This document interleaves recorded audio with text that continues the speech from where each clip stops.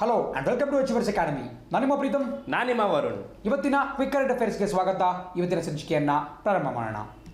ಸ್ನೇಹಿತರೆ, ಮೊದಲನೇ ಪ್ರಶ್ನೆ ನೋಡೋದಾದ್ರೆ, ಇತ್ತೀಚೆಗೆ ಭಾರತೀಯ ಕೋಸ್ಟ್ ಗಾರ್ಡ್ನ ಮಹಾನಿರ್ದೇಶಕರಾಗಿ ಯಾರು ನೇಮಕವಾಗಿದ್ದಾರೆ? Options A V S Pathania, option B Krishnaswamy Natarajan, option C V A Kamath and option D Harish Bisht. Okay, so ಈ ಪ್ರಶ್ನೆಗೆ ಸರಿಯಾದಂಥ ಉತ್ತರ option A V S Pathania. Because ಇತ್ತೀಚೆಗಷ್ಟೇ ವಿ ಎಸ್ ಪಟಾನಿಯಾ ಅವರನ್ನ ನಮ್ಮ ಭಾರತೀಯ ಕೋಸ್ಟ್ ಗಾರ್ಡ್ ಅಥವಾ ನಮ್ಮ ಕರಾವಳಿ ಕಾವಲು ಪಡೆ ಅಥವಾ ಕರಾವಳಿ ರಕ್ಷಣಾ ಪಡೆ ಅಂತ ಏನು ಕರಿತೀವಿ ಅದರ ಡೈರೆಕ್ಟರ್ ಜನರಲ್ ಅಥವಾ ಅದರ ಮುಖ್ಯಸ್ಥರನ್ನಾಗಿ ನೇಮಕ ಮಾಡಲಾಗಿದೆ. ಇದಕ್ಕೆ ಮುಂಚೆ ಆಪ್ಷನ್ ಬಿ ಕೃಷ್ಣಸ್ವಾಮಿ ನಟರಾಜನ್ ಅವರು ಡಿ ಜಿ ಆಗಿದ್ದರು. ಈಗ ಅವರ ಸ್ಥಾನಕ್ಕೆ ವಿ ಎಸ್ ಪಟಾಣಿ ಅವರನ್ನ ನೇಮಕ ಮಾಡಲಾಗಿದೆ. ಯಾವುದೇ ಪರೀಕ್ಷೆ ತೆಗೆದುಕೊಳ್ಳಿ, ಅದು ನಮ್ಮ ಸ್ಟೇಟ್ ಗೌರ್ಮೆಂಟ್ ಇರಬಹುದು ಅಥವಾ ಸೆಂಟ್ರಲ್ ಗೌರ್ಮೆಂಟ್ ಎಕ್ಸಾಮ್ ಇರಬಹುದು, 100% ಪಾಸಿಬಿಲಿಟಿ ಇರತಕ್ಕಂಥ ಒಂದು ಪ್ರಶ್ನೆ. ಸೊ ನಮ್ಮ ಅದ್ರ ಜೊತೆಗೆ ಸ್ವಲ್ಪ ಮಟ್ಟಿಗೆ ನಮ್ಮ ಕೋಸ್ಟ್ ಗಾರ್ಡ್ ಬಗ್ಗೆ ಒಂದು ತಿಳ್ಕೊಳ್ತಾ ಹೋಗೋಣ. ನಿಮಗೆ ಸ್ಕ್ರೀನಲ್ಲಿ ಕಾಣಿಸ್ಕೊಳ್ತಾ ಇದೆ 1978 1978ನೇ ಇಸ್ವಿಯಲ್ಲಿ ಇಂಡಿಯನ್ ಕೋಸ್ಟ್ ಗಾರ್ಡ್ ಅಥವಾ ಭಾರತೀಯ ಕರಾವಳಿ ಕಾವಲು ಪಡೆಯನ್ನು ಎಸ್ಟಾಬ್ಲಿಷ್ ಮಾಡಲಾಯಿತು. ಇದು ಡಿಫೆನ್ಸ್ ಮಿನಿಸ್ಟ್ರಿ ಕೆಳಗಡೆ ಬರುತ್ತೆ. ಬಿಕಾಸ್ ಬಹಳ ಬಾರಿ ಕನ್ಫ್ಯೂಸ್ ಮಾಡ್ಕೊತಾರೆ ಹುಡುಗರು, ಗೃಹ ಸಚಿವಾಲಯ ಅಥವಾ ರಕ್ಷಣಾ ಸಚಿವಾಲಯ ಅಂತೇಳಿ. ನೆನ್ಪಿಟ್ಕೊಳ್ಳಿ, ನಮ್ಮ ಡಿಫೆನ್ಸ್ ಮಿನಿಸ್ಟ್ರಿ ಅಥವಾ ನಮ್ಮ ರಕ್ಷಣಾ ಸಚಿವಾಲಯದ ಕೆಳಗೆ ಬರತಕ್ಕಂತಹ 4 ಅಂಗಗಳಿದೆ ಎಕ್ಸಾಕ್ಟ್ಲಿ. ಅದರಲ್ಲಿ Indian army, Indian navy, Indian air force, exactly. 4ನೇದು Indian coastal guard. Very good, Indian coast guard ಅಂತೇಳಿ. ಸೊ ಈ 4 ಮಾತ್ರ ನಮ್ಮ ರಕ್ಷಣಾ ಸಚಿವಾಲಯದ ಕೆಳಗೆ ಬರುತ್ತೆ. ಅದನ್ನು ಹೊರತುಪಡಿಸಿ ಬೇರೆ ಭದ್ರತಾ ಪಡೆಗಳು ನಮ್ಮ ಗೃಹ ಸಚಿವಾಲಯ ಅಂದರೆ ಮಿನಿಸ್ಟ್ರಿ ಆಫ್ ಹೋಮ್ ಅಫೇರ್ಸ್ ಕೆಳಗಡೆ ಬರುತ್ತೆ. ಸೊ ಇಂಡಿಯನ್ ಕೋಸ್ಟ್ ಗಾರ್ಡ್ ಬಗ್ಗೆ ಮತ್ತೊಂದು ಸ್ವಲ್ಪ ಡೀಟೇಲ್ಸ್ ಬೇಕು ಅಂತ ಹೇಳಿದ್ರೆ, 2008ನೇ ಇಸ್ವಿಯಲ್ಲಿ ನಿಮಗೆಲ್ಲ ಗೊತ್ತು, ಮುಂಬೈ ಮೇಲೆ ಒಂದು ಘೋರವಾದಂತಹ ಭಯೋತ್ಪಾದನಾ ಕೃತ್ಯ ನಡೆಯುತ್ತೆ. ಮುಂಬೈ ಟೆರರ್ ಅಟ್ಯಾಕ್ಸ್ ಆಗುತ್ತೆ. ಅದಾದ ಬಳಿಕ ನಮ್ಮ ಇಂಡಿಯನ್ ಕೋಸ್ಟ್ ಗಾರ್ಡನ್ನು ಮತ್ತಷ್ಟು ಸಶಕ್ತೀಕರಣಗೊಳಿಸಬೇಕು ಅಂತ ಹೇಳಿ ನಮ್ಮ ಕೇಂದ್ರ ಸರ್ಕಾರ ಭಾವಿಸುತ್ತೆ, ತೀರ್ಮಾನ ಮಾಡುತ್ತೆ. ಅದರ ನಿಟ್ಟಿನಲ್ಲಿ ಅದಕ್ಕೆ separate coaching academy, training academy exactly. Because ನೋಡಿ, ನಿಮಗೆ ನೇವಲ್ ಆಫೀಸರ್ಸ್ ಇರಬಹುದು, ಆರ್ಮಿ ಆಫೀಸರ್ಸ್ ಇರಬಹುದು, ಅಥವಾ ನಮ್ಮ ಏರ್ಫೋರ್ಸ್ ಆಫೀಸರ್ಸ್ ಇರಬಹುದು. ಅವರಿಗೆ ಅಂತ ಹೇಳಿ ಪ್ರತ್ಯೇಕವಾದಂತಹ ಟ್ರೈನಿಂಗ್ ಅಕಾಡೆಮಿಗಳು ಬರುತ್ತೆ, ತರಬೇತಿ ಕೇಂದ್ರಗಳು ಬರುತ್ತೆ. ಬಟ್ ಇದುವರೆಗೂ ಕೂಡ ನಮ್ಮ ಇಂಡಿಯನ್ ಕೋಸ್ಟ್ ಗಾರ್ಡ್ಗೆ ಪ್ರತ್ಯೇಕ ತರಬೇತಿ ಕೇಂದ್ರ ಇರಲಿಲ್ಲ. ಅದರ ಬದಲಾಗಿ ನಮ್ಮ ಇಂಡಿಯನ್ ನ್ಯಾವಲ್ ಅಕಾಡೆಮಿ ಏನು ಬರುತ್ತೆ ಕೇರಳದಲ್ಲಿ, ಎಕ್ಸಾಕ್ಟ್ಲಿ, ಅಲ್ಲೇ ಅವರಿಗೆ ಟ್ರೈನಿಂಗ್ ಕೊಡಲಾಗ್ತಾ ಇತ್ತು.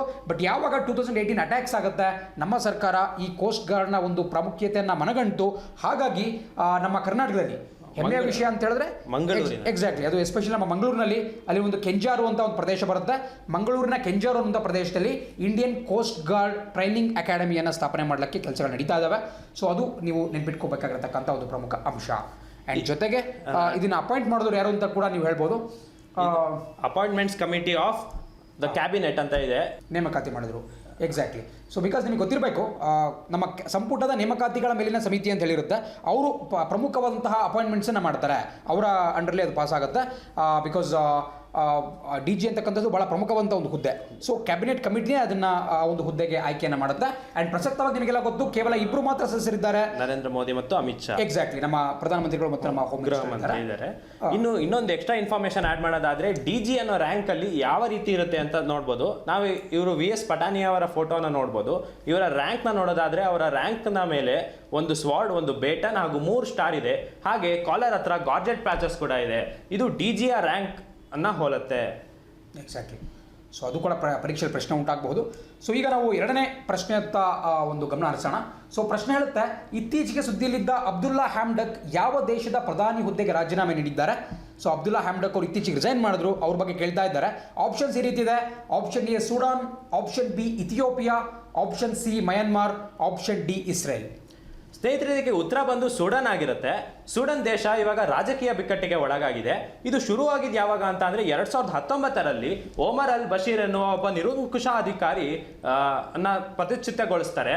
ಆಗ ಅವರು 3 ದಶಕದವರೆಗೆ ಮುಖ್ಯಸ್ಥರಾಗಿರ್ತಾರೆ. ಅವರು ಯಾವಾಗ ಪದಚ್ಯುತಗೊಳ್ತಾರೆ, ಮಿಲಿಟರಿ ಹಾಗೂ ನಾಗರಿಕರು ಸೇರಿ ಸರ್ಕಾರವನ್ನು ರಚನೆ ಮಾಡಿದ್ರು. ಆಗ ಅಬ್ದುಲ್ಲಾ ಹ್ಯಾಮ್ಡಾಕ್ ಅವರು ಮುಖ್ಯಸ್ಥರಾಗಿ ನೇಮಕ ಆದರು. ಈಗ ಅಲ್ಲಿ ಅಂತಿರುವ ರಾಜಕೀಯ ಬಿಕ್ಕಟ್ಟು ಆಗಿ ಮಿಲಿಟರಿಯವರಿಗೆ ಮೇಲುಗೈ ಸಾಧಿಸಿ ಅಲ್ಲಿನ ವಾಸ್ತವ ನಾಯಕ ಆದಂಥ ಮಿಲಿಟರಿ ನಾಯಕ ಆದ ಬುರ್ಹಾನ್ ತನ್ನ ನಾಯಕನಾಗಿ ಕಾರಣ ನೀಡಿ ಅಬ್ದುಲ್ಲಾ ಹ್ಯಾಮ್ಡಾಕ್ ಅವರು ಇತ್ತೀಚೆಗೆ ರಿಸೈನ್ ಮಾಡಿದ್ದಾರೆ ಸುಡಾನ್ ದೇಶದಲ್ಲಿ. ಇದು ಸುಡಾನ್ ದೇಶದ ರಾಜಕೀಯ ಬಿಕ್ಕಟ್ಟಾಗಿದೆ. ಎಕ್ಸಾಕ್ಟ್ಲಿ. ಸೊ ಈ ಒಂದು ಬಡ ದೇಶ ಬೇಸಿಕಲಿ ನಿಮಗೆ ಒಂದು ಮ್ಯಾಪ್ ಕೂಡ ಕಾಣಿಸ್ತಾ ಇದೆ, ನಮ್ಮ ಆಫ್ರಿಕಾ ಖಂಡದ ಒಂದು ಮ್ಯಾಪ್. ಅಲ್ಲಿ ನಿಮಗೆ ಇಥಿಯೋಪಿಯಾ ಇರಬಹುದು, ಸೌತ್ ಸುಡಾನ್ ಇರಬಹುದು, ಅಥವಾ ಸೆಂಟ್ರಲ್ ಆಫ್ರಿಕನ್ ರಿಪಬ್ಲಿಕ್ ಇರಬಹುದು, ಸುಡಾನ್ ಇರಬಹುದು. ಬಹಳಷ್ಟು ಬಡತನ ತಾಂಡವವಾಡ್ತಿರ್ತಕ್ಕಂತಹ ಒಂದು ದೇಶಗಳು. ಇಂತಹ ದೇಶಗಳಲ್ಲೇ ಮತ್ತೊಂದು ಸ್ವಲ್ಪ ಈ ಏನು ಒಂದು ಅರಾಜಕತೆ ಇರೋದ್ರಿಂದ ಸ್ವಲ್ಪ ನಮ್ಮ ಪ್ರಪಂಚದ ಮನುಕುಲ ಸ್ವಲ್ಪ ಕಳವಳ ಪಡಬೇಕಾಗಿರ್ತಕ್ಕಂಥ ಒಂದು ವಿಚಾರ.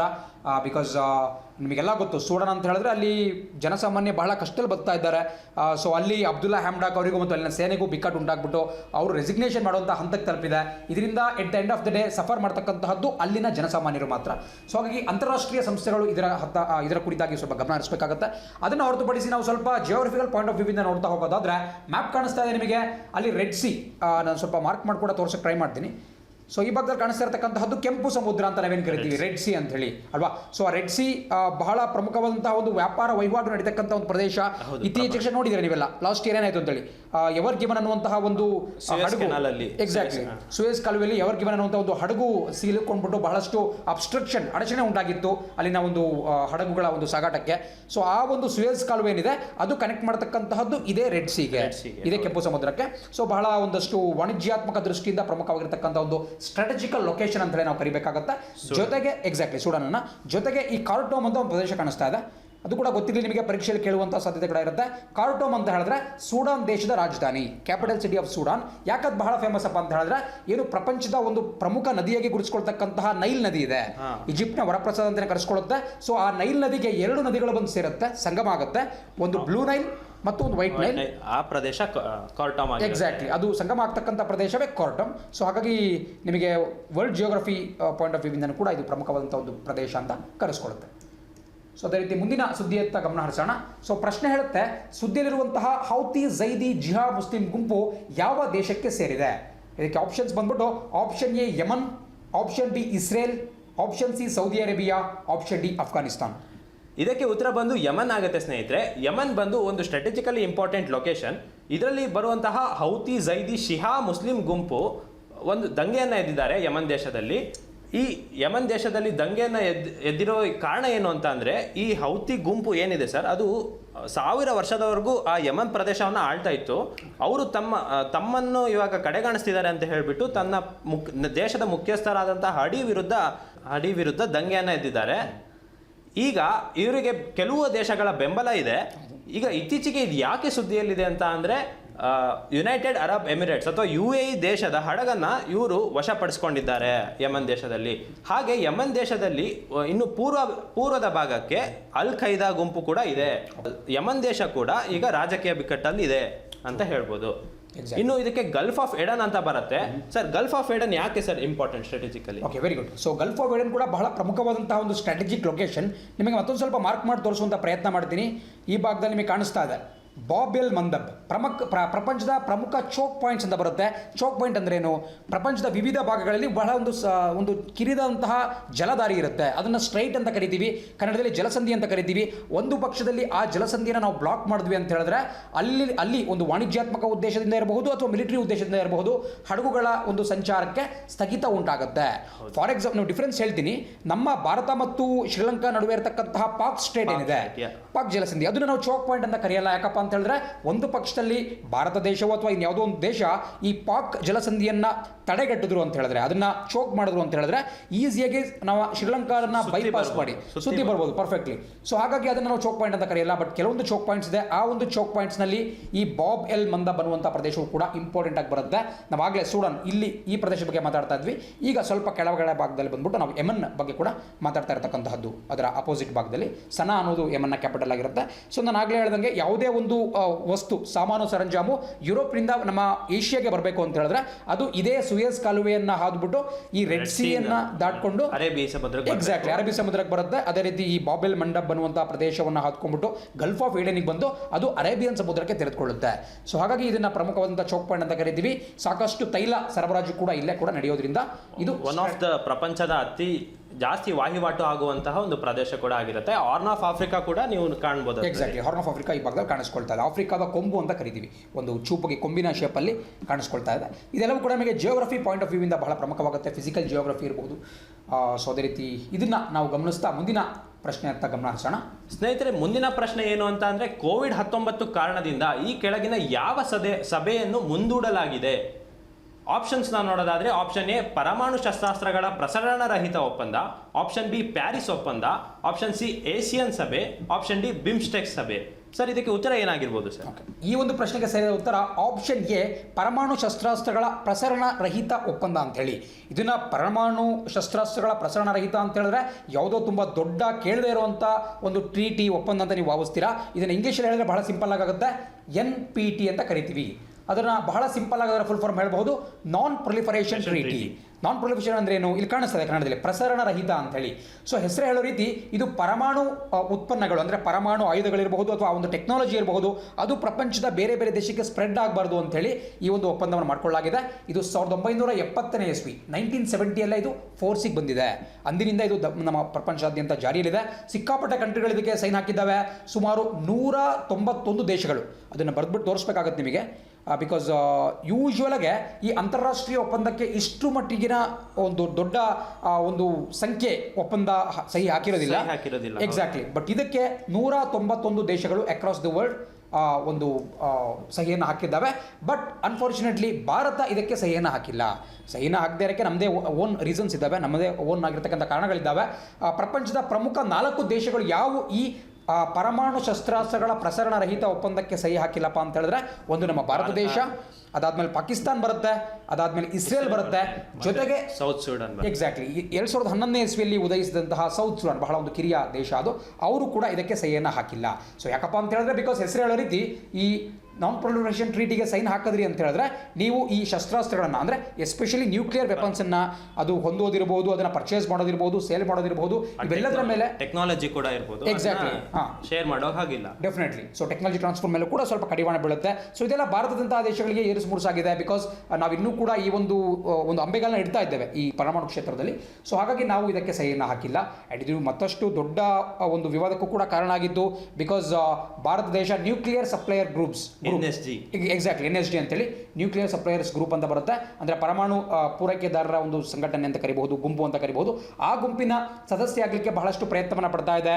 ಬಟ್ ಇದನ್ನು ಚೈನಾ ತೀವ್ರವಾಗಿ ವಿರೋಧಿಸ್ತಾ ಇದೆ. ಅದಕ್ಕೆ ಕಾರಣ ಏನಪ್ಪ ಅಂತ ಹೇಳಿದ್ರೆ ನಾವು NPTಗೆ ಸಹಿಯನ್ನು ಹಾಕಿಲ್ಲ.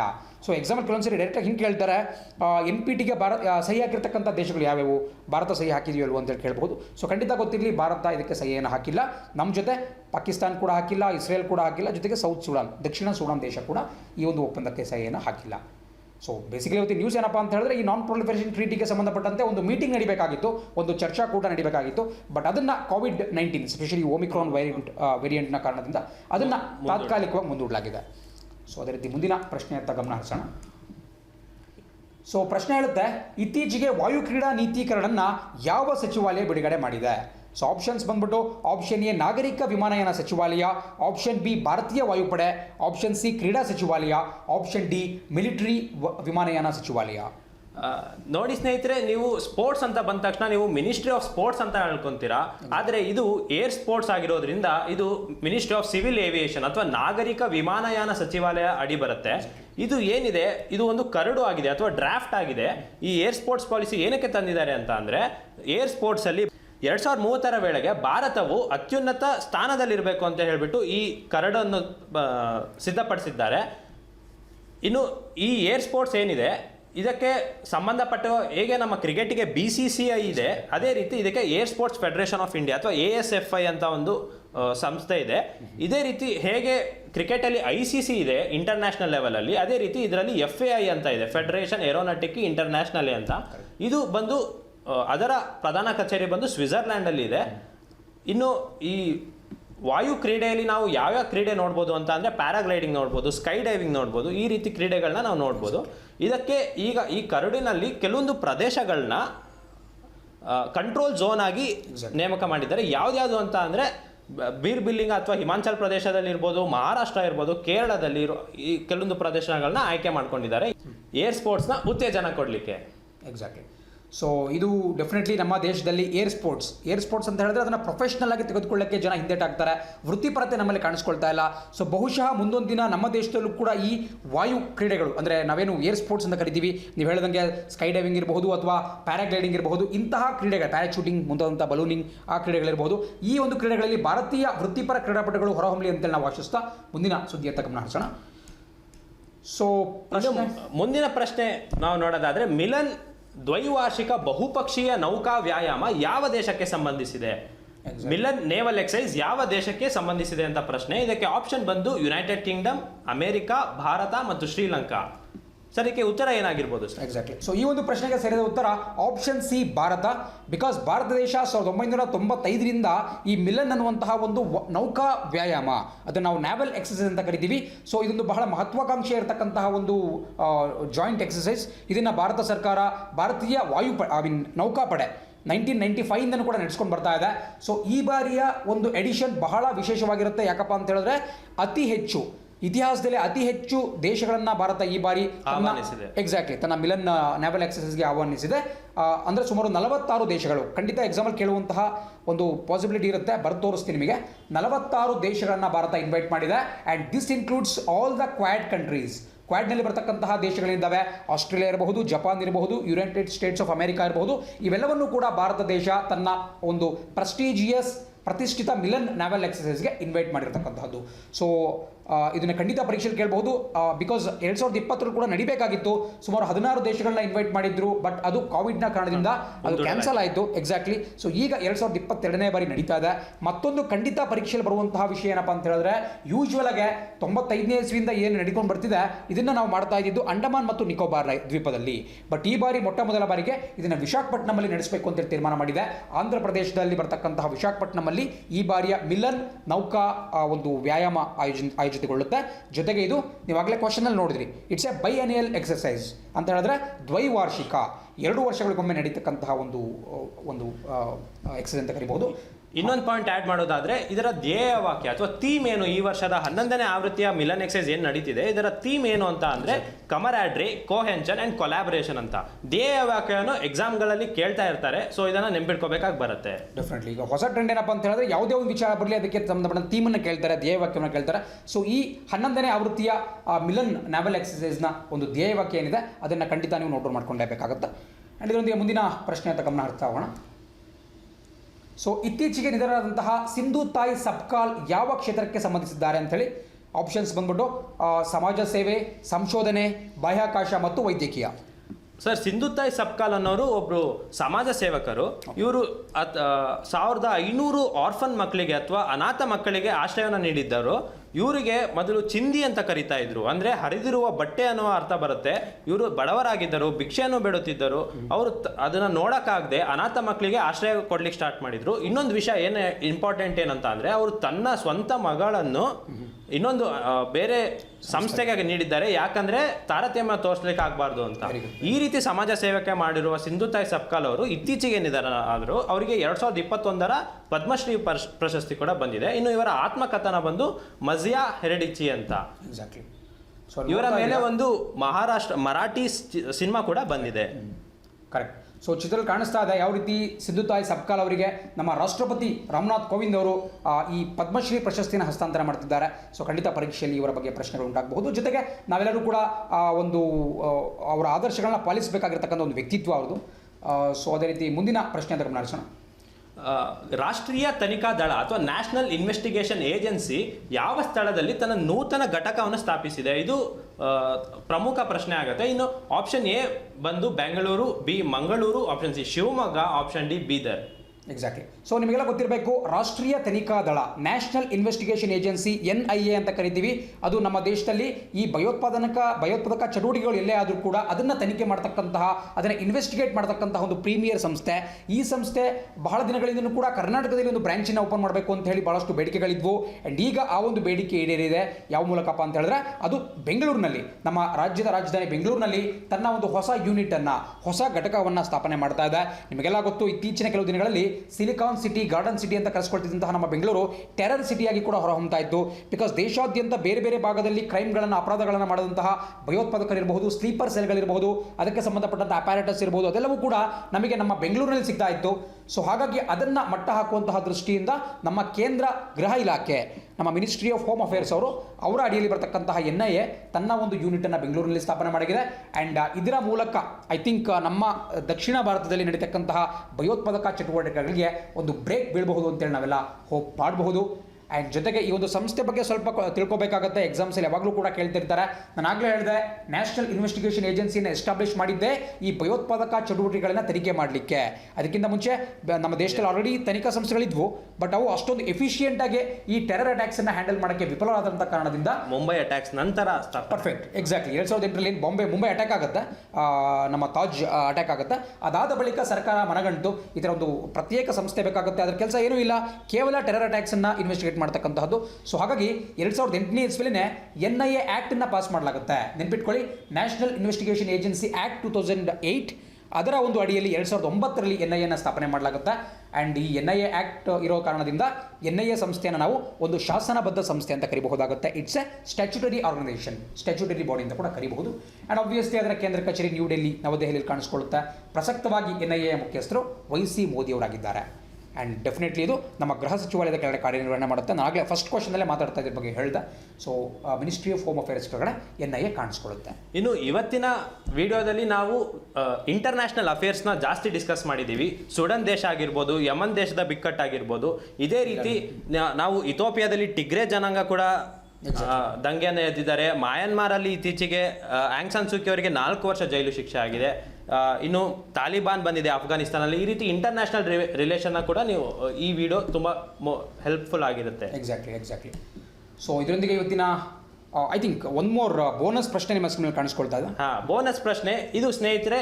ನಾವು ಇದಕ್ಕೆ ಉತ್ತರವನ್ನು ನೀಡುವುದಿಲ್ಲ, ನೀವು ಇದಕ್ಕೆ ಹುಡುಕಿ ಅಥವಾ ಓದ್ಕೊಂಡು ಇದಕ್ಕೆ ನೀವು ಕಮೆಂಟ್ಸ್ನಲ್ಲಿ ನೀವು ಆನ್ಸರ್ನ ಮಾಡಬೇಕಾಗುತ್ತೆ. ಪ್ರಶ್ನೆ ಬಂದು, ಡಕಾರ್ ರ್ಯಾಲಿಯಲ್ಲಿ ಮೊದಲ ಹಂತದ ಗೆಲುವನ್ನು, ಸ್ಟೇಜ್ ವಿನ್ ಅನ್ನು ಮಾಡಿರುವ ಭಾರತದ ಸಂಸ್ಥೆ ಯಾವುದು ಅಂತ.